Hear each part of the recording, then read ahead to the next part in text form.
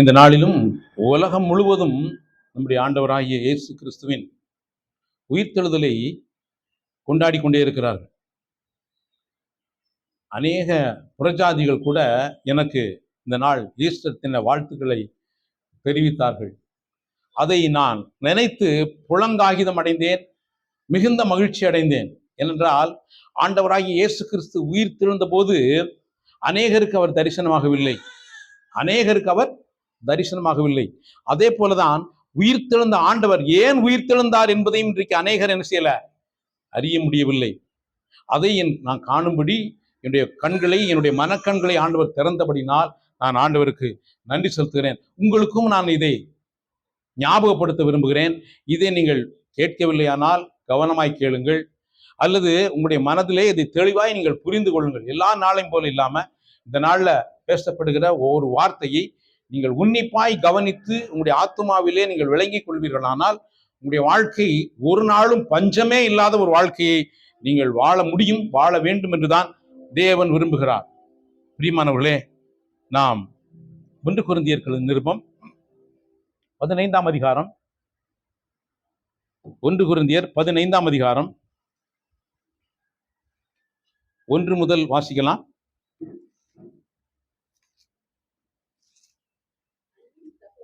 அன்றியும் சகோதரரே, நான் உங்களுக்கு பிரசங்கித்த சுவிசேஷத்தை மறுபடியும் உங்களுக்கு தெரியப்படுத்துகிறேன். நீங்களும் அதை ஏற்றுக்கொண்டு அதிலே நிலைத்திருக்கிறீர்கள். நான் உங்களுக்கு பிரசங்கித்த பிரகாரமாய் நீங்கள் அதை கை கொண்டிருந்தால் அதனாலே ரட்சிக்கப்படுவீர்கள். மற்றபடி உங்கள் விசுவாசம் விருதாவாய் இருக்கும். பாருங்க, அப்போ நம்முடைய விசுவாசம் விருதாவான விசுவாசமாய் இருக்கக்கூடாது என்பதை பவுல் அறிந்திருந்தார். நம்முடைய விசுவாசம் எப்படிப்பட்ட விசுவாசமாய் இருந்து விடக்கூடாது? விருதாவான விசுவாசமாய் இருந்து விடக்கூடாது. நான் அடைந்ததும் உங்களுக்கு பிரதானமாக ஒப்புவித்ததும் என்னவென்றால், கிறிஸ்துவானவர் வேத வாக்கியங்களின்படி நமது பாவங்களுக்காக மரித்து அடக்கம் பண்ணப்பட்டு வேத வாக்கியங்களின்படி 3ஆம் நாளில் உயிர்த்தெழுந்தார். பாருங்க, இயேசு கிறிஸ்து வேத வாக்கியங்களின்படி அவர் மரித்து அடக்கம் பண்ணப்பட்டு வேத வாக்கியங்களின்படி 3ஆம் நாளிலே உயிர்த்தெழுந்தார். அப்போ நீங்க பார்க்கிறது, வேத வாக்கியம் என்ன சொல்லுகிறது என்பதை நீங்கள் பார்க்கும் போது மாத்திரம்தான் அவருடைய மரணத்தை, அவருடைய உயிர்த்தெழுதலின் ரகசியத்தை நீங்கள் என்ன செய்ய முடியும், அறிந்து கொள்ள முடியும். எனவே வேத வாக்கியம் என்ன சொல்லுகிறது? வேத வாக்கியங்களின்படி நம்முடைய பாவங்களுக்காக அவர் மரித்து அடக்கம் பண்ணப்பட்டு 3ஆம் நாள்ல உயிர்த்தெழுந்தார். பிரியமானவர்களே, இயேசு கிறிஸ்து நம்முடைய பாவங்களுக்காக அவர் மரித்தார். அப்ப என் பாவம் என்கிட்ட இல்லை. அவர் மரித்தபடினால் என் பாவம் என்னிடத்தில் சொல்லுங்க இல்லை. இதை உங்கள் ஆத்துமாவிலே நீங்கள் அறிந்திருக்க வேண்டும். இல்லாட்ட உங்க வாழ்நாளெல்லாம் உங்க பாவத்தோடே வாழ்ந்து பாவத்திலே மரித்து விடுவீர்கள். இன்னைக்கு அநேகர் அப்படித்தான் பாவத்திலே வாழ்ந்து பாவத்திலே மரித்து கொண்டிருக்கிறார்கள். பாவத்திலே வாழ வேண்டிய அவசியம் இல்லை, பாவத்திலே மரிக்க வேண்டிய அவசியமும் இனி இல்லை. ஏனென்றால் அவர் பாவத்திற்கென்று ஒரு தரம் மரித்தார். என்ன அருமையான சுவிசேஷம்! அப்போ என் பாவம் அவரிடத்தில் என்ன செய்விட்டது? போய்விட்டது. என்னிடத்தில் பாவமே இல்லை.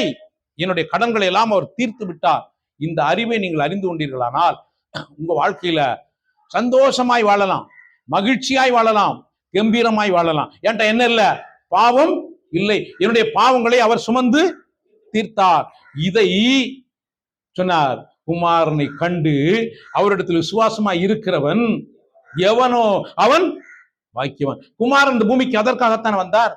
என்னுடைய பாவங்களை அவர் சுமந்து தீர்க்க வெளிப்பட்டாரே. அப்படியானால் 2000 வருஷத்துக்கு முன்னாடி என்னுடைய பாவங்களை அவர் சுமந்து தீர்த்தார். என்னிடத்தில் பாவம் இல்லை. இந்த அறிவு உங்களுக்கு இருக்குமானால் நீங்கள் அவரை ஆராதிப்பீர்கள். அவரை சேவிப்பீர்கள், அவரை மகிமைப்படுத்துவீர்கள், அவருக்காக நீங்கள் வாழ்வீர்கள். இல்லாவிட்டால் நீங்கள் வாழவே முடியாது, வாழவே மாட்டீர்கள் என்றால் உங்கள் பாவம் உங்களை என்ன செய்து கொண்டிருக்கும்? அழுத்தி கொண்டே இருக்கும். அந்த பாவ சுமையினால் நீங்கள் அழுத்தி கொண்டே இருப்பீர்கள். பிரியமானவர்களே, அப்படிப்பட்ட ஒரு வாழ்க்கைக்கு இயேசு இந்த பூமிக்கு வரவே செய்யவில்லை. அவர் நம்முடைய பாவங்களை சுமந்து தீர்த்தான். இது எத்தனை பேருக்கு தெரியும்? அப்போ நான் இனிமேல் பாவத்தை சுமந்து தீர்க்க வேண்டிய அவசியமே, அப்ப நான் யார் கிடையாது? பாவி இல்லை. பிரியமானவர்களே, நான் பாவி இல்லை. பிசாசு உன்னை பாவி பாவி பாவி பாவின்னு சொல்ல வச்சு, உன் பாவத்திலே வாழ வச்சு, பாவத்திலே சாக வச்சு, உன்னை நரகத்துல கொண்டு போய் சேர்க்க வேண்டும் என்று அவன் கங்கணம் கொட்டி கொண்டிருக்கிறான். எனவேதான் பிசாசுக்கு எதிர்த்து நெல்லுங்கள், அவன் அப்பொழுது உங்களை விட்டு ஓடி போவான். பிசாசு ஓடி போறவன் தான், அவனுக்கு எந்த வல்லமையுமே கிடையாது. பிரியமானவர்களே, இப்படிப்பட்ட வல்லமையுடைய அதிகாரமுடைய குமாரன் இந்த பூமிக்கு வந்து நம்முடைய பாவங்களை அவர் சுமந்து தீர்த்தார். அதாவது சொன்னாரு, நான் உங்களுக்கு பிரசங்கித்த பிரகாரம் நீங்கள் கை கொண்டிருந்தால் ரட்சிக்கப்படுவீர்கள், மற்றபடி உன் விசுவாசம் விருதாவா இருக்கும். ஒரு நாள்ல உன் நான் விசுவாசமா இருந்தேன், நான் சபைக்கு போனேன், நான் காணிக்கை கொடுத்தேன், பாட்டி படிச்சேன், ஜெபம் பண்ணேன், பைபிள் வாசித்தேன், விருதா. நீ எதை நம்பல? என் பாவங்களை அவர் சுமந்து தீர்த்தார், என்னிடத்தில் பாவம் இல்லை என்று நீ என்ன செய்யல? விசுவாசிக்கவில்லை. பிரியமானவர்களே, அப்படி விசுவாசிக்கும்படித்தான் அவர் நம்மளை அழைத்திருக்கிறார். தெரியுமா? இந்த சத்தியத்தை நீங்கள் விளங்கி கொண்டீர்களானால், இதிலே நிலைத்திருப்பீர்களானால், இதிலே உறுதியா இருப்பீர்களானால், உங்க வாழ்க்கையில மிக உன்னதமான மகிமையான அனுபவத்தை நீங்கள் அனுபவிக்க முடியும். அடுத்து வாசிங்க.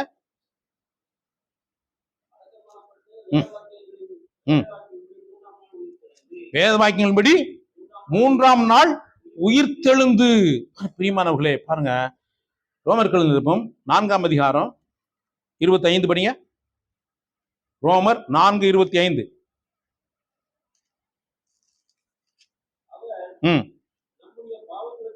அவர் என்னுடைய பாவங்களுக்காக ஒப்பு கொடுக்கப்பட்டும்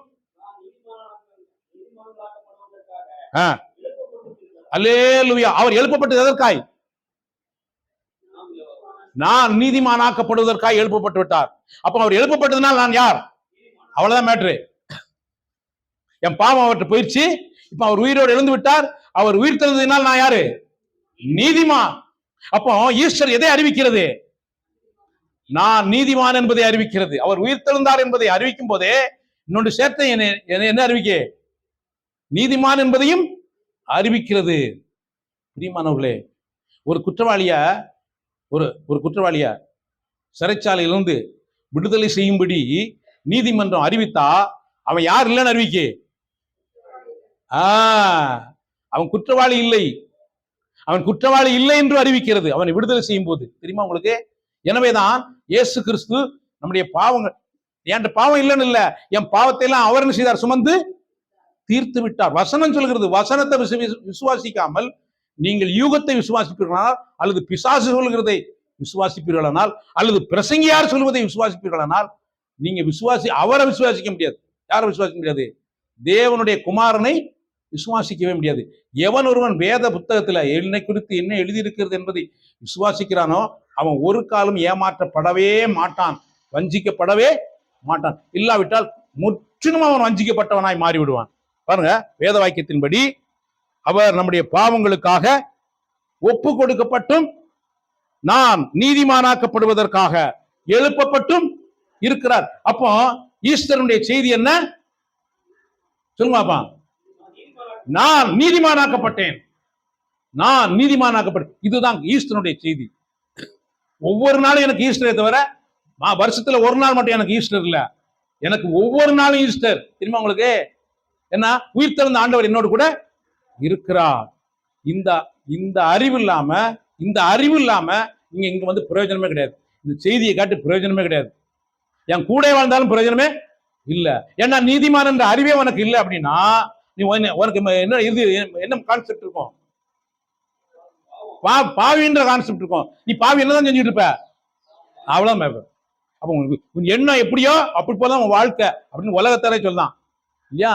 அதனாலதான் இயேசு சொன்னார், நான் தேவனுடைய குமாரன், நான் வானத்திலிருந்து இறங்கி வந்தேன், திரும்ப நான் இங்க போறேன், என் பிதாவிடத்து வந்தேன், நான் பிதாவிடத்திற்கு போகிறேன் என்று சொன்னார். எனவே பிரியமானவர்களே, இப்ப நான் யாரு இல்ல? பாவி இல்ல. நான் யாரு? பாவி இல்லைங்கிற மாத்திரம் இல்ல, நான் நீதிமான். நான் நீதிமான். சொல்லுங்க அப்ப, நான் நீதிமான் உங்களை சொல்ல விட மாட்டான் பிசாசு. உங்க மாம்சம் உங்களை சொல்ல விடாது. சொல்ல கட்டு இருந்தாலும் ஒரு நாள் போய் அங்க நிற்பேன். ஏன் வா வா வா ஏன் பின்னாடி வாண்டுறோம். யாரு நீ நம்பாளு, நீ நம்பாளு, நீ பாவி. பாவிக்கு பாவத்துக்கு அதிகாரி யாரு? பிசாசு. வா நம்பாளு வா. ஆனா நீதிமானுக்கு அதிகாரி யாரு? இயேசு கிறிஸ்து. ஏன்னா பாவிக்கு கிரயம் கொடுத்து இப்படி இரட்டிப்பாய் கொடுத்து அதை தீர்த்து இப்ப இவனை தீர்த்தது மாத்திரம் இல்ல, நீதிமானாய் மாற்றி விட்டார். தெரியுமா உங்களுக்கு? இப்போ உங்களுக்கு புரியும்படி சொல்றேன்.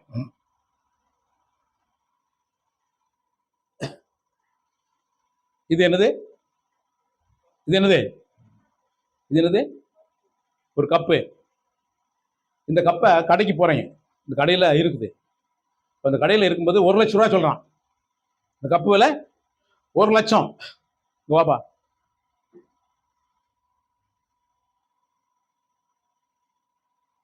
இவன் இந்த கடைக்கு போறான். கடையில போய் பார்த்துட்டே இருக்கும்போது இந்த கப்பை எடுக்கிறான். இந்த கப்பை என்ன விலைன்னு கேட்டுக்கும்போது கை தவறி என்ன இருந்துச்சு, கீழே போட்டான். இது விலை என்ன? 1 லட்சம் ரூபா. இவனால கொடுக்க முடியுமா? கொடுக்க முடியுமா? முடியாது. அப்ப என்ன சொல்றாரு, நீ இந்த 1 லட்சம் ரூபாய்க்குள்ள கப்பை விலைக்கரையத்தை கொடுத்தே தீரணும். அப்பனா தான் நீ இந்த இடத்த விட்டு என்ன செய்ய முடியும், நகல முடியும்னு கடைக்காரன் சொல்றாரு. இவன் கெஞ்சி பார்க்கறான். கடைசியில் என்ன சொல்றாரு, சரி மன்னிச்சிட்டேன் நீ போ அப்படின்னு சொல்லி அனுப்பிட்டாரு. இவன் மன்னிச்சுட்டு அப்படின்னு சொன்ன உடனே இவன் போறான். போன பிறகும் இவனுக்கு என்ன உணர்வு இருக்கும்? என்ன உணர்வு இருக்கும்? அவன் பார்க்கும் போதெல்லாம் எப்படி இருப்பான்? அவரை பார்க்கும் போதெல்லாம் எப்படி பார்ப்பான்? பயத்தோட, குற்ற உணர்வோட, இப்படி என்ன மன்னிச்சுட்டாரே அப்படின்னு பார்ப்பான். ஆனா இவங்க அப்பா வராரு. இவங்க அப்பா வந்து 1 லட்சம் ரூபாயை கட்டிடுறாரு. 1 லட்சம் ரூபாய கட்டிடுறாரு. 1 லட்சம் ரூபாயை கட்டிட்ட உடனே இவனுக்கு என்ன குற்ற உணர்வு இருக்குமா? இப்படித்தான் இயேசு எல்லாவற்றையும் கொடுத்து தீர்த்து விட்டார். ஏசாயா தீர்க்கதரிசியின் புத்தகம் 40ஆம் அதிகாரம்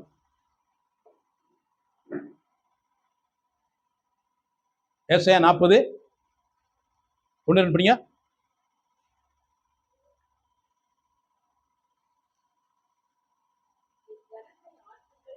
என் ஜனத்தை ஆற்றுங்கள் தேற்றுங்கள், எருசலேமுடன் பட்சமாய் பேசி அதன் போர் முடிந்ததென்றும் நிவிர்த்தியாயிற்றென்றும் தன் சகல பாவங்களின் நிமித்தமும் இரட்டிப்பாய் அடைந்து தீர்ந்தது என்றும் அதற்கு கூறுங்கள். பிரியமானவர்களே, இரட்டிப்பாய் அதற்கு கொடுத்து தீர்த்து விட்டார். மீட்பர் என்றால் அர்த்தம், ஒன்றை கொடுத்து அவர் என்ன செய்கிறார்? மீட்டுக் கொள்கிறார். கிரயத்தை கொடுத்து, அதற்கான கிரயத்தை கொடுத்து என்ன செய்கிறார்? மீட்டுக் கொள்கிறார். இதுக்கு பேர் தான் மீட்பு. அப்போ உங்களுக்காக என்ன கொடுக்கப்பட்டிருக்கு? நீங்க என்ன பாவம் செஞ்சீங்களோ அந்த பாவத்துக்கெல்லாம் இரட்டிப்பாய் கிரயம் கொடுக்கப்பட்டு விட்டது. இந்த அறிவு உனக்கு இல்லைன்னா நீ வாழ்நாளெல்லாம் பாவத்திலே வாழ்ந்து பாவத்திலே சாவாய். உனக்கு என்ன கொடுக்கப்பட்டிருக்கு? கிரயம் கொடுக்கப்பட்டு விட்டது. இதை நீ அறிந்து கொள், இதை நீ புரிந்து கொள், இதை நீ விளங்கிக்கொள். இதை நீ விளங்காம அலைஞ்சினா விளங்கவே மாட்ட கடைசி வரைக்கும். என்ன நீ எதை விளங்கல? விளங்க வேண்டியதை விளங்கல. விளங்கக்கூடாத நான் பாவி பாவி பாவின்றதை விளங்கி வச்சிருக்க. உனக்காக எல்லாம் கொடுத்து தீர்க்கப்பட்டு விட்டதுங்கிற அறிவு உனக்கு இல்லை. உன் வாழ்க்கை எப்படி மாறும்? என்றைக்கு நீதிமான் அப்படிங்கிற அறிவு வருகிறதோ, ஏன்னா அவர் எல்லாவற்றையும் கொடுத்து தீர்த்து விட்டார். அடுத்து 5ஆம் வசனம், அந்த 5ஆம் அதிகாரம் 1ஆம் வசனம் இல்ல, ரோமர் 5:1.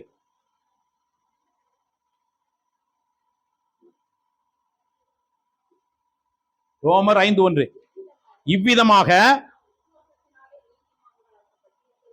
இவ்விதமாக விசுவாசத்தினாலே நாம் நீதிமான்கள் ஆக்கப்பட்டு இருக்கிறபடியால், ஆக்கப்பட்டு இருக்கிறபடியால், அப்போ நீதிமான் ஆக்கப்பட்டு இருக்கிறேன். எனவே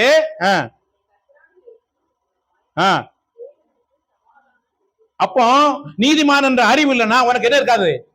அல்லேலூயா, அவ்வளவுதான் மேட்ரு. அப்ப ஆண்டவர் பார்த்து நினைச்சுக்கிட்டு இருப்ப, பயந்துகிட்டே இருப்ப. எப்ப அடிச்சிருவாரோ, எப்ப போட்டு தூக்குவாரோ, எப்ப காலி பண்ணுவாரோ அப்படிங்கிறதா உனக்கு இருக்கும். என்ன நடக்குமோ ஏது நடக்குமோங்கிற பயன்தான் வாழ்ந்துட்டு இருப்ப தவிர உனக்கு எந்த உணர்வு இல்லை. நீதிமான் என்ற அறிவு இல்லாதனால பிரியமானவரே, நீ பயந்து பயந்து பயந்து பயந்து பயந்து தான் வாழ வேண்டியிருக்கும். நீ அப்படி வாழ வேண்டிய அவசியமே இல்லை. பயந்து பயந்து வாழ வேண்டிய அவசியமே இல்லை பிரியமானவர்களே. ஏனென்றா நீதிமான் சிங்கத்தை போல தைரியமாயிருப்பான் என்று வேதம் சொல்லுகிறது.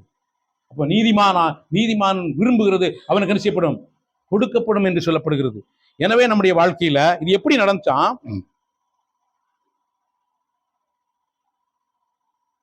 அதே ரோமர் 5ஆம் அதிகாரத்துல 19 படியா, 18 19. ஒரே மீறுதலினாலே எல்லா மனுஷருக்கும் ஆக்கினைக்கு ஏதுவான தீர்ப்பு உண்டானது போல ஒரே நீதியினாலே எல்லா மனுஷருக்கும் ஜீவனை அளிக்கும் நீதிக்கு ஏதுவான தீர்ப்பு உண்டாயிற்று. இந்த அறிவு எத்தனை பேருக்கு இருக்கு பிரியமானவர்களே?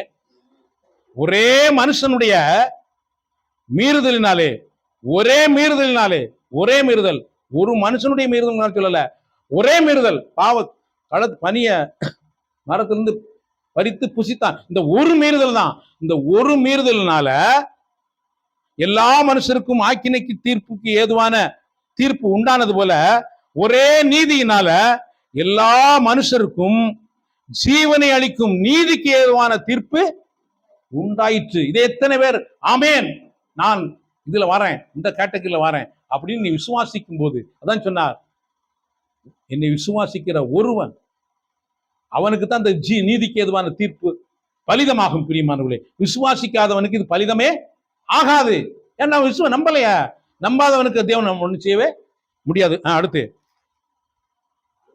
அன்றியும் ஒரே மனுஷனுடைய கீழ்ப்படியாமையினாலே அநேகர் பாவிகள் ஆக்கப்பட்டது போல ஒருவருடைய கீழ்ப்படிதலினாலே அநேகர் நீதிமான்கள் ஆக்கப்படுகிறார்கள். பாருங்க, அவருடைய உயிர்த்தெழுதல் என்ன ஆக்கியிருக்கு? என்ன ஆக்கியிருக்கு?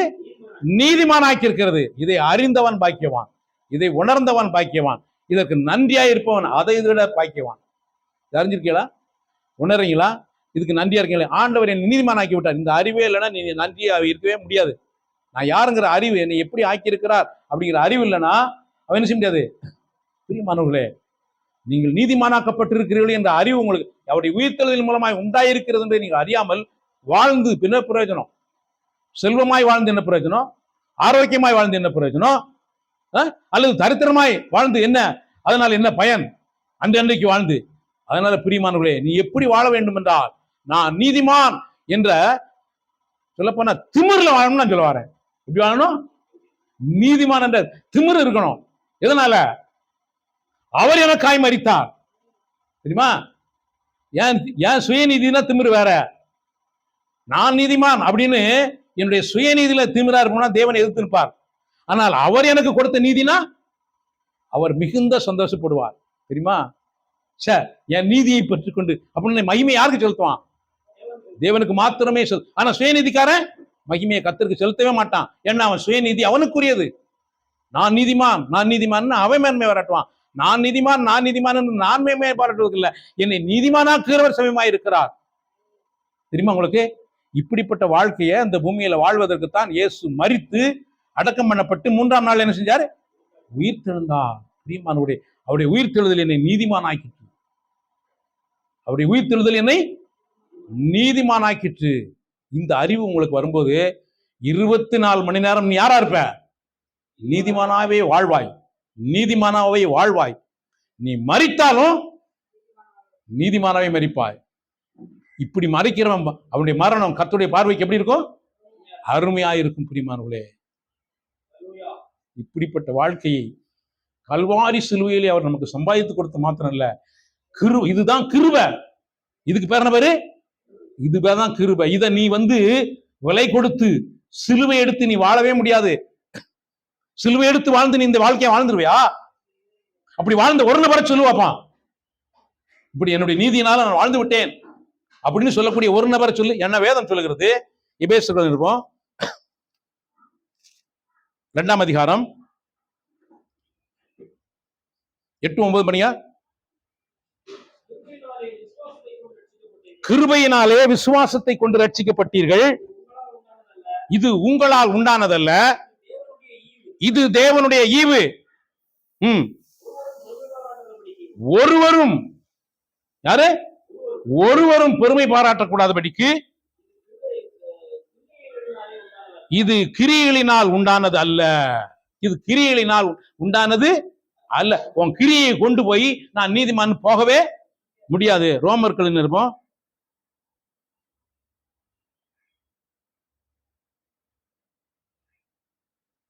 3ஆம் அதிகாரம் 24 படிங்க. ரோமர் 3:24. ரோமர் 3:24. இலவசமாய் அவருடைய கிருபையினாலே அல்லேலூயா ரட்சிக்கப்பட்டான். இப்ப என்ன செய்யறான்? நீதிமானாக்கப்பட்ட. அப்ப நீதிமானாக்கப்பட்டேன், ரட்சிக்கப்பட்டேன் என்ற அறிவு. அந்த அறிவு இல்லாம நான் ரட்சிக்கப்பட்டேன்னு சொல்லி இருந்தேன்னா பிரயோஜனமே இல்லை. ரட்சிக்கப்பட்டேன் என்ற அறிவும் நீதிமானாக்கப்பட்டேன் என்ற அறிவும் இல்லாம நான் ரட்சிக்கப்பட்டேன்னு சொன்னீங்கன்னா அந்த ரட்சிப்பே டூப்ளிகேட்னு சொல்லி பவுல் எழுதிட்டாரு. ஏன்னா நான் உங்களுக்கு பிரசங்கித்த பிரகாரமாய் நீங்கள் கை கொண்டிருந்தால் அதனாலே ரட்சிக்கப்படுவீர்கள், மற்றபடி உங்கள் விசுவாசம் விருதாவாய் இருக்குமே. அப்படின்னா பவுல் என்ன விரும்புறாருன்னா விசுவாசம் விருதாவான ஒரு விசுவாசமாய் இருக்கக்கூடாது என்பதுதான் பவுலுடைய விருப்பம், தேவனுடைய விருப்பம். இலவசமாய்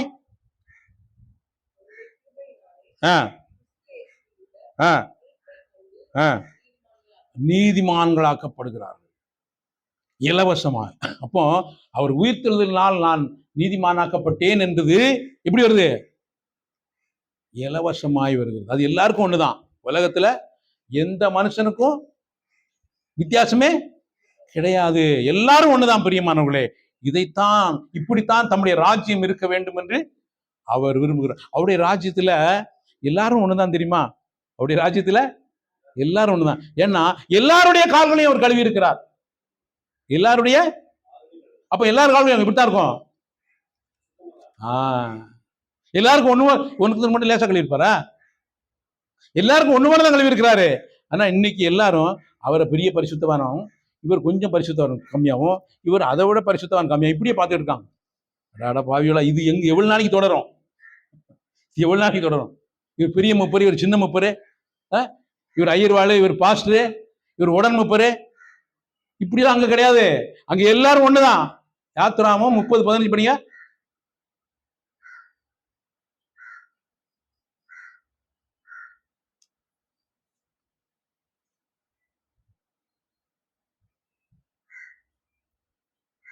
யாத்திராகமம் 30:15.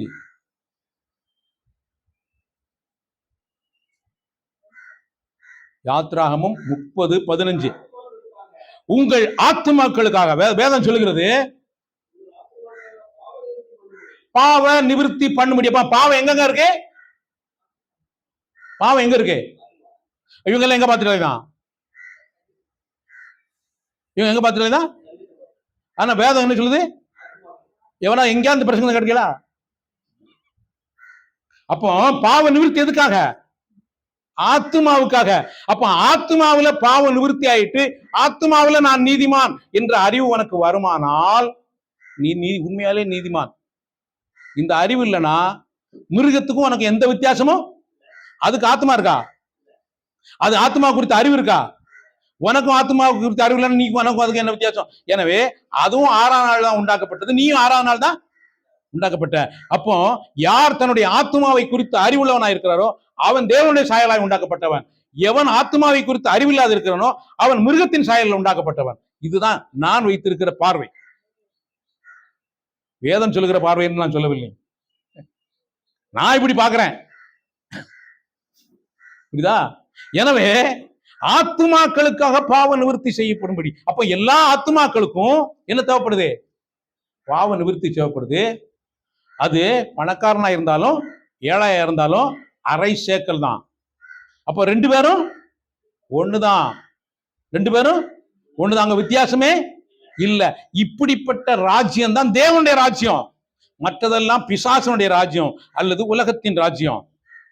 பிரியமானவர்களே, நாம் உலகத்தின் ராஜ்யத்திற்குரியவள் அல்ல, நான் தேவனுடைய ராஜ்யத்திற்குரியவர்கள். பிரியமானவர்களே, அங்கே எந்த வித்தியாசமும் இல்லை. உனக்கும் ஒரு ரேட்டு தான் கொடுத்திருக்காரு, எனக்கும் ஒரே ரேட்டு தான் கொடுத்திருக்கிறாரு. இதை அப்போஸ்தலர் பார்க்கும். அப்போஸ்தலர் 20ஆம் அதிகாரத்துல, அப்போஸ்தலர் 20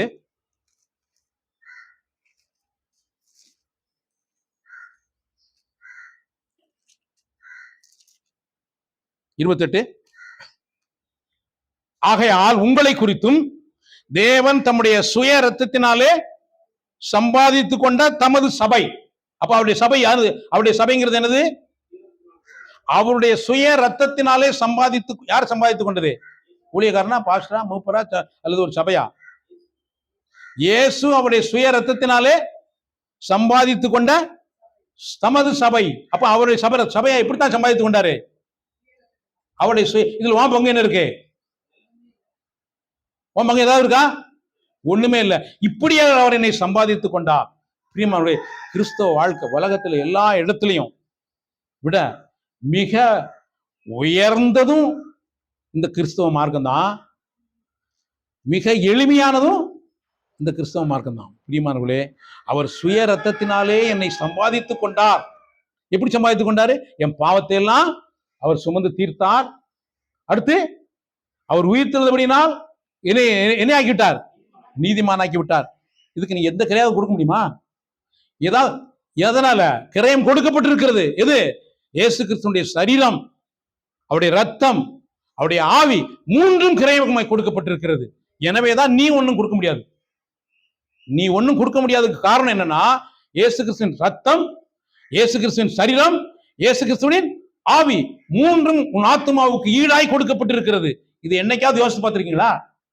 எனக்கு அது வேணும் ஆண்டவரே, எனக்கு வேலை வேணும் ஆண்டவரே, எனக்கு சுகம் வேணும் ஆண்டவரே, என் பிரச்சனை தீரணும், இதைத்தான் பேசியிருக்கமே தவிர என் ஆத்மாவுக்கு செய்ததை நான் சொல்லுவேன், அவர் என் ஆத்மாவுக்கு செய்ததை நான் சொல்லுவேன், என்னை நீதிமானாக்கினாரே நான் இதை சொல்லுவேன், என்னைக்கா பேசியிருக்கமா? பிரியமானவர்களே, இப்படி வாழ்வதற்கு நான் அழைக்கப்பட்டவன் அல்ல, நீங்களும் அழைக்கப்பட்டவர்கள் அல்ல என்பதை நீங்கள் ஆத்மாவிலே விளங்கிக் கொள்ள வேண்டும். இப்படிப்பட்ட இந்த கிருபையின் சுவிசேஷத்தை நீங்கள் விளங்கி கொண்டீர்களானால் உங்க வாழ்க்கை 99ல 100க்கு 100 மாறும். பிரியமானவர்களே, ஏனென்றால் உங்களுக்கு கிரயம் கொடுத்தது யாரு? தேவன் தம்முடைய சுய ரத்தத்தினால, தம்முடைய குமாரனுடைய ரத்தத்தினால உங்களை மீட்டு கொண்டது மாத்திரம் இல்ல, உங்களை நீதிமானாய் மாற்றி இருக்கிறார். அப்ப பிதா எப்படி பார்க்கிறார்? நீதிமானாய் பார்க்கிறார். இன்னொரு வசனத்தை பார்ப்போம். எபிரேயருக்கு இருப்போம் 10ஆம் அதிகாரம்.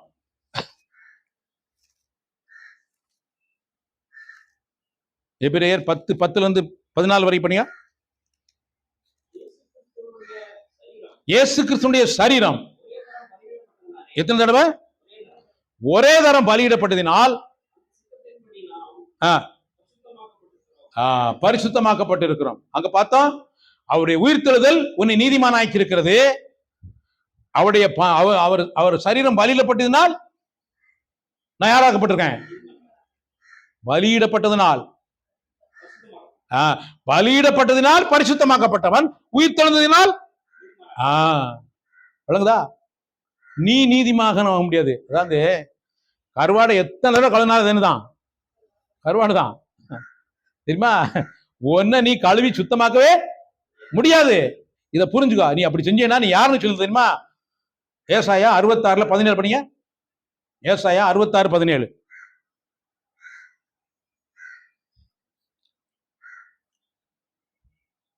ஏசாயா 66:17.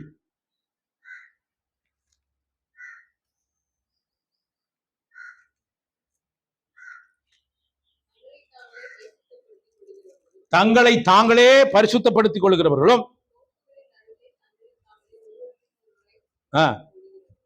தோப்புகளின் நடுவிலே தங்களை தாங்களே ஒருவர் பின் ஒருவராக சுத்திகரித்துக் கொள்கிறவர்களும் பன்றி இறைச்சியையும் அருவருப்பானதையும் எலியையும் சாப்பிடுகிறவர்களும் ஏகமாய், ஆண்டவரே நான் என்னை பரிசுத்தமாக்கி இருந்தேன், என்னை பரிசுத்தமாக்கிறேன்னு சொல்லணும்னா எந்த கஷ்டம் வந்துருவான்? பன்னி, எலி, அருவருப்பானதை சாப்பிடுவேன். இவன் எதை நம்பல? இயேசு கிறிஸ்துவின் ரத்தத்தையும் அவருடைய மரணத்தையும் இவன் என்ன செய்யல? நம்பல. அவரை நம்பாதவன் எப்படி இதுல போய் சுத்தமாக முடியும்?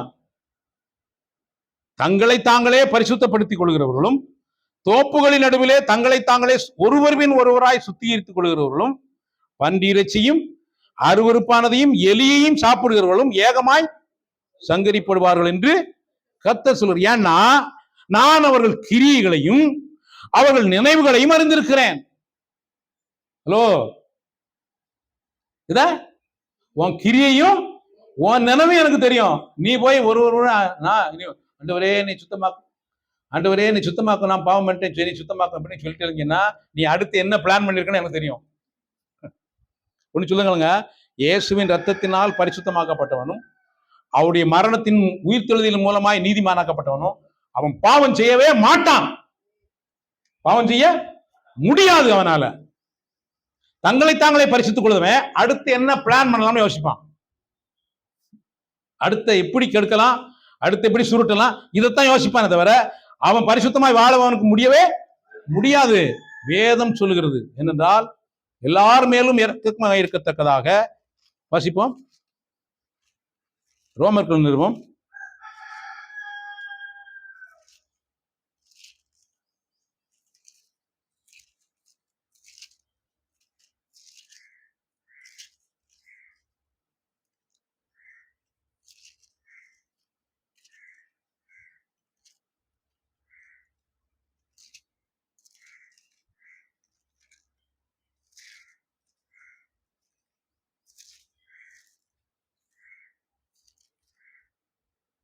11:32 எல்லார் மேலும் இரக்கமாய் இருக்கத்தக்கதாக எல்லாரையும் அப்ப அவர் தான் சொல்ல முடியும். அடுத்து கலாத்தியர் 3:22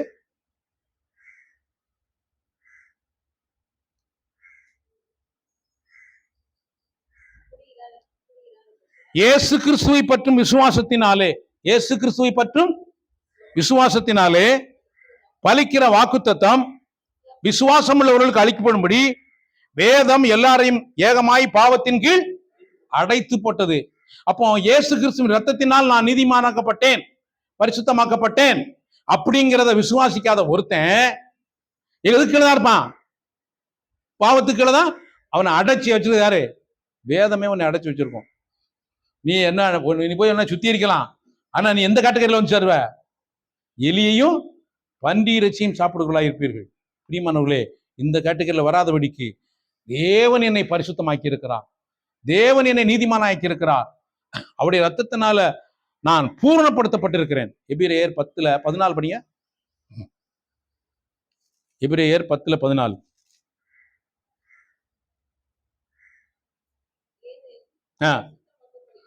பரிசுத்தமாக்கப்படுகிறவர்களை எத்தனை பலியில?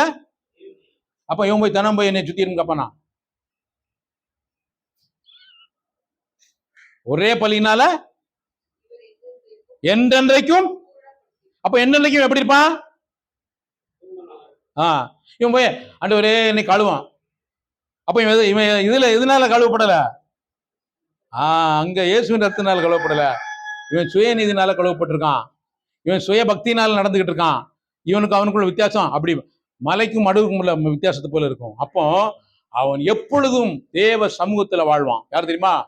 இயேசு கிறிஸ்துவின் ரத்தத்தினாலும் இயேசு கிறிஸ்துவின் சரீரத்தினாலும் அவருடைய ஆவியினாலும் பரிசுத்தமாக்கப்பட்டவன் எதுல வாழ்வான்?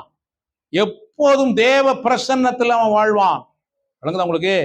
அவன் எப்பொழுதும் தேவனுடைய பிரசன்னத்தில் வாழ்வான்.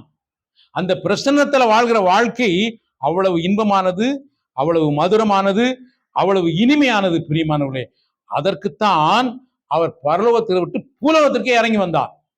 இவன் பரலோகத்துக்கு வர முடியாது, ஆனா அவர் நினைத்தாரு இறங்கி உலகத்திற்கு வந்தார். எவ்வளவு பெரிய அன்பு தெரியுமா? இந்த அன்பை நீங்கள் விளங்கி கொண்டீர்களானால், புரிந்து கொண்டீர்களானால், அனுபவிப்பீர்களானால் நீங்கள் பாக்கியவான்களாய் இருப்பீர்கள். எனவே இந்த நாள் உயிர்த்தெழுந்த நாளின் செய்தி என்ன தெரியுமா? என்ன செய்தி? நான் நீதிமானாக்கப்பட்டேன். பிதா என்னை எப்படி பார்க்கிறார்? இயேசு எப்படி பார்க்கிறார்? பரிசுத்த ஆவியானவர் எப்படி பார்க்கிறார்? பிசாசு எப்படி பார்க்கான்? பிசாசு இந்த ஏரியாவிலே இருக்க மாட்டான், அவன் ஓடியே போயிடுவான். பிசாசு இந்த ஏரியாவில் இருக்கவே மாட்டான். எனவே நீங்கள் உங்களை எப்படி பார்க்கிறீர்கள் என்பதுதான் கேள்வி. நீங்கள் உங்களை எப்படி பார்க்கிறீர்கள்? பாவியா பார்க்கிறீர்களா அல்லது நீதிமானா பார்க்கிறீர்கள்? நீதிமான் ஆக்கப்பட்டவர்களாய் பார்க்கிறீர்களா? சொல்லுங்க பாப்பா. அப்போ நீதிமானாக்கப்பட்டவர்களாய் நீங்கள் பார்ப்பீர்களானால் உங்களை நீதிமானாக்கினவரை எப்பொழுதும் நன்றி செலுத்துவீர்கள். இது ஒரு மனுஷனும் செய்ய முடியாது, தெரியுமா? ஒரு மனுஷனும் செய்ய முடியாது. ஏன்னா நியாயப்பிரமாணம் உன்னை பாவி பாவி பாவின்னு சொல்லிட்டே இருக்கும். என்ன உனக்கு உள்ள இருக்கே அது உன்னை எப்படி சொல்லிட்டு இருக்கோம்? பாவி பாவி பாவின்னு சொல்லிட்டே இருக்கோம். ஆனா இதெல்லாம் மேற்கொண்டு உன்னை நீதிமான் என்று அவர் அறிவித்திருக்கிறாரே. உன்னை எங்கெல்லாம் அறிவிச்சிருக்காரு தெரியுமா? தேவனுடைய சிங்காசனத்திற்கு முன்பாய் உன்னை நீதிமானாய் அறிவித்திருக்கிறார். பரலோகத்திற்கு முன்பாய் உன்னை நீதிமானாய் அறிவித்திருக்கிறார். தூதர்களுக்கு முன்பாய் உன்னை நீதிமானாய் அறிவித்திருக்கிறார். இதெல்லாம் உங்களுக்கு வழங்குதா? இங்கெல்லாம் உன்னை நீதிமானாய் அறிவித்திருக்கிறார் என்பதை வேதத்தில் இப்ப எடுத்து வாசினா உனக்கு தெரியும். தெரியுமா? எபிரேயருக்கு நிருபம் வாசிக்கிறேன்.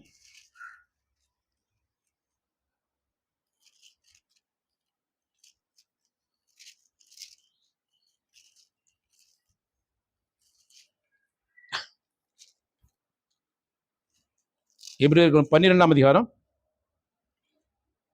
22, 23. நீங்களோ சீயோன் மலையினிடத்திற்கும் பரம எருசலேம் இடத்திற்கும் 1000-10,000 தேவ தூதர்கள் இடத்திற்கும்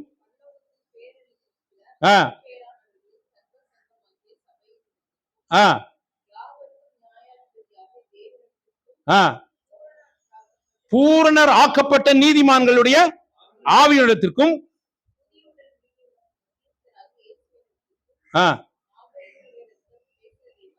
நன்மையானவைகளை பேசுகிற ரத்தமாகிய தெளிக்கப்படும் ரத்தத்தினிடத்திற்கும் வந்து இதுதான் என்னுடைய ஸ்டேட்டஸ்.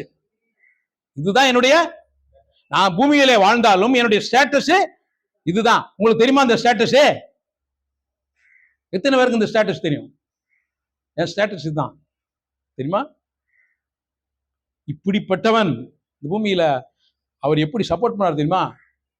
இப்படி அறிந்திருக்கிறவனுக்கு அவருடைய ஒத்தாசை, அவன் அவருடைய ஒத்தாசையே எப்பொழுது என்ன செய்வான்? சார்ந்திருப்பான். அவன் மனுஷனுடைய ஒத்தாசை அல்ல, கர்த்தருடைய ஒத்தாசையே அவன் ஏங்கி நிற்பான். பிரியமானவர்களே, எனவே இந்த இடத்துலதான் நான் இருக்கிறேன், நீங்களும் இருக்கிறீர்கள் என்பதை நீங்கள் விளங்கி கொண்டீர்களானால் நீங்கள் பாக்கியவான்கள். இல்லைனா நான் முதல்ல சொன்னது போல, பாவத்திலே பிறந்து என் தாய் என்னை பாவத்தில் கற்பந்தரித்தாள், நான் துர்க்குணத்தில் உருவானேன், அங்க பிறந்தே காலம்புறா பாவத்திலே வாழ்ந்து கடத்துல உங்க பாவம் உங்களோடு கூட போகும். இப்படிப்பட்ட வாழ்க்கைக்கல்ல பிரியமானவர்களே, நாம் தேவனிடத்திற்கும் பூரணராக்கப்பட்ட நீதிமான்களின் ரத்தத்திற்கும் அவர் ஒரே பலியினால என்ன செய்திருக்கிறார்? பூரணப்படுத்தி இருக்கிறார். இந்த பார்வையில நீங்க பார்க்காட்ட வந்து பிரயோஜனம் இல்லை, கேட்டு பிரயோஜனம் இல்லை.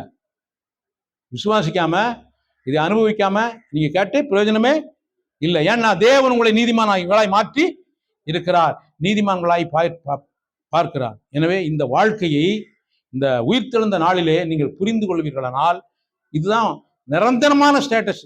சொல்லப்போனா கவர்னர்னா 5 வருஷம், அல்லது ஜனாதிபதினா எத்தனை வருஷம்? 5 வருஷமா? 5 6?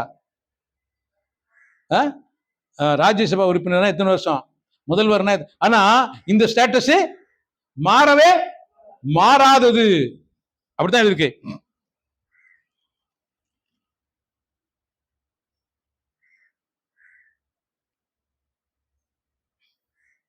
எப்படி இருக்கு? எபிரேயர் 10:12,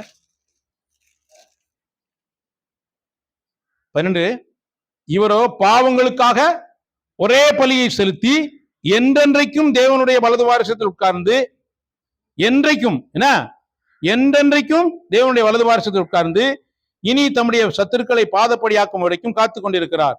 ஏனெனில் பரிசுத்தமாக்கப்படுகிறவர்களை ஒரே பலியினால இவர் என்றைக்கும் பூரணப்படுத்தி இருக்கிறார். இதுதான் தேவனுடைய அனாதி திட்டம். இந்த திட்டத்தை நீங்கள் புரிந்து கொண்டீர்களானால், இது யாருக்கு புரியும் தெரியுமா? அவருடைய பிள்ளைகளுக்கு புரியும். யாருக்கு புரியும்? அவருடைய பிள்ளைகளுக்கு மாத்திரம்தான் புரியும். எல்லாருக்கும் இது புரியாது. பிரியமானவர்களே, அவனுக்கு புரியலங்கிறக்காண்டி ஒரு ஒரு ஓனர் 100 கோடி ரூபா எஸ்டிமேட்ல ஒரு பிசினஸ் நடத்திட்டு இருக்காரு. எல்லா சிகரெட்டையும் வேலைக்காரனுக்கு சொல்லுவாரா? சொல்ல மாட்டார். பிள்ளைக்கு சொல்லாம இருப்பாரா? சொல்லுவாரு. ஆனா அவனுக்கு சொல்ல மாட்டாரு. பிரியமானவர்களே, நீ பிள்ளையா அல்லது வேலைக்காரனா? எனக்கு 2 கை இருக்கு, கால் இருக்கு. அவனுக்கும் 2 கையும் கால் தான் இருக்கு. ஆனா அவன் யாரு? பிள்ளை. நான் தேவனுடைய பிள்ளை. இந்த அறிவில் இருக்கவனுக்கு, இந்த உறவில் இருக்கவனுக்கு அவர் எல்லாவற்றையும் வெளிப்படுத்தாம இருக்கவே மாட்டார். பிரியமானவர்களே, இப்படிப்பட்ட வாழ்க்கையை இந்த பூமியில வாழ்வதற்கு, பரலோகம் போவதற்கு அல்ல. நீங்க நிறைய பேர் பரலோகம் போவதற்கு கோடி கோடியா கொண்டு கட்டுதாங்க. அதற்காக இல்ல. இந்த பூமியில இப்படிப்பட்ட வாழ்வை வாழ்வதற்கு கர்த்தர் தெரிந்து கொண்டிருக்கிறார். அப்போஸ்தலர் 13 அதிகாரம், அந்த ஒரு வசனத்தை வாசித்து முடிப்போம். அப்போஸ்தலர் 13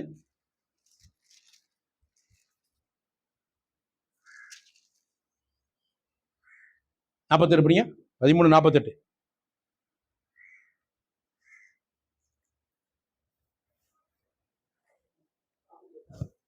அப்போஸ்தலர் 13:48. புறஜாதியார் அதை கேட்டு சந்தோஷப்பட்டு கர்த்தருடைய வசனத்தை, மனுஷனை அல்ல. இன்னைக்கு அநேகர் மனுஷனை தான் மகிமைப்படுத்துறான். சரியா? பவுல மகிமைப்படுத்தல. வசனத்தை பவுல் பிரசங்கித்தான், வசனத்தை மகிமைப்படுத்தினார்கள். நித்திய ஜீவனுக்கு நியமிக்கப்பட்டவர்கள் எவர்களோ அவர்கள் உன்னால விசுவாசிக்க முடியல. இவ்வளவு நேரம் பேசின செய்தி உன்னால விசுவாசிக்க முடியலன்னு சொன்னா நீ யாரு? இவ்வளவு நேரம் பேசின செய்தியை உன்னால விசுவாசிக்க முடியலன்னா நீ யாரு? நித்திய ஜீவனுக்கு நியமிக்கப்படாதவன். அவ்வளவுதான் மேட்டர். நித்திய ஜீவனுக்கு நியமிக்கப்பட்ட என்ன செய்வான்? இது எல்லாமே எனக்குரியதுன்னு எடுத்துக்கொள்வான். இது எல்லாமே இந்த பேசப்பட்ட அத்தனை வார்த்தையும் யாருக்குரியது? எனக்குரியதுன்னு எடுப்பான்.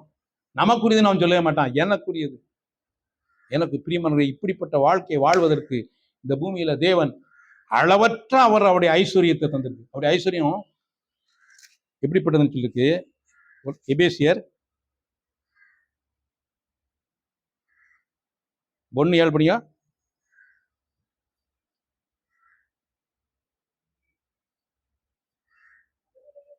ஆறாம் வசனம் 7ஆம் வசனம் படியா. தம்முடைய தயவுள்ள சித்தத்தின்படியே முன்குறித்து, இதுல ஏன் பங்கு என்ன சார் இருக்கு? ஒண்ணுமே இல்ல, குறித்திருக்கிறார். அவருடைய கிருபையின் அன்றாடம் பெறுகிற கிருபை இல்ல. ஐஸ்வர்யம் என்ன தெரியுமா? ஐஸ்வர்யம் எப்படி? நீங்க நிறைய பேர் அன்றாடம் கிருபை தாருங்க.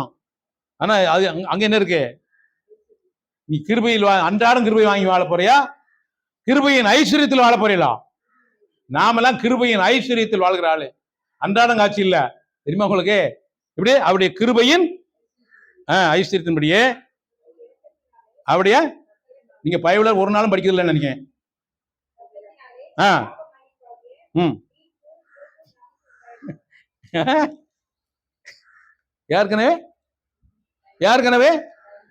ஏற்கனவே பாவம் மன்னிப்பு. அப்ப மன்னிப்புன்னு கேட்டீங்கன்னா சொல்லுங்க. ஆண்டவரே நீ மன்னிப்பு கேட்டீங்கன்னா அப்ப என்ன அர்த்தம்? வளர்ச்சி இல்லை, மூளை வளர்ச்சி இல்லைன்னு அர்த்தம். அவ்வளவுதான் மேட்ரு. சரியா? மூளை வளர்ச்சி இல்லாத என்னன்னு சொல்லி கொடுத்தாலும் என்ன செய்யாது? அது விளங்கவே செய்யாது. ஏற்கனவே இவருடைய ரத்தத்தினாலே பாவ மன்னிப்பாகிய மீட்பு இவருக்குள் நமக்கு உண்டாகி இருக்கிறது. அப்ப ஏற்கனவே நம்முடைய பாவத்தெல்லாம் நினைச்சாரு, மன்னித்து மீட்டு விட்டார். மீட்பு அதான் சொன்னோம்ல, உடைச்சுனா திரும்ப அதுக்கு கிரையங்க எடுத்து அவர் நெஞ்சாரு, மீட்டு விட்டார். அடுத்த வருஷம் படிங்க.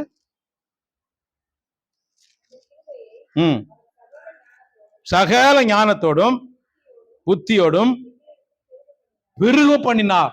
அப்ப இது பெருகும் போது என்ன செய்யும்? கிருபையும் பெருகும், கிருபையின் ஐஸ்வர்யமும் பெருகும். பிரியமானவர்களே, இப்படிப்பட்ட இடத்துலதான் தேவன் தம்முடைய பிள்ளைகளை வைத்திருக்க விரும்புகிறார், வாழ விரும்புகிறார். இதை நீங்க புரிஞ்சுக்கிட்டீங்கன்னா ஒவ்வொரு நாளும் மகிழ்ச்சி, சந்தோஷம், பூரிப்பு இப்படி வாழ்வதற்கு கர்த்ததாமே நம்முடைய மனக்கண்களை திறப்பாராக. இந்த உயிர்த்தெழுந்த நாளில் நீங்கள் நீதிமானாக்கப்பட்டவர்கள், பரிசுத்தமாக்கப்பட்டவர்கள் என்பதை புரிந்து கொள்வீர்களானால், அநேகர்களுக்கு இதை நீங்கள் அறிவிப்பீர்களானால் அதைவிட பாக்கியவான்களாக இருப்பீர்கள். இதை நீங்க என்ன செய்யணும்? ஒரு மரியா போய் அப்போஸ்தலர்களுக்கு அறிவித்தது போல இந்த செய்தியை நீங்க என்ன செய்யணும்? பிறருக்கு என்ன செய்யணும்? கொடுக்க வேண்டும், அறிவிக்க வேண்டும். இது இவ்வளவு மேலான செய்தி தெரியுமா? இதை புதைச்சு வச்சேன்னா உங்க வாழ்க்கை அப்படி புதைக்கப்பட்ட வாழ்க்கையை போலதான் இருக்கும். ஆனா இதை அள்ளி கொடுப்பீர்களானால் ஆண்டவர் உங்களை ஆசீர்வதித்துக் கொண்டே இருப்பார் என்பதை நீங்கள் காண்பீர்கள். கர்த்ததாமே அப்படி நம்மை நடத்துவாராக. ஆமேன். இப்பொழுது நீங்க கேட்டவங்க, கர்த்தர் உங்களுக்கு கொடுத்த இந்த நல்ல பாக்கியத்தை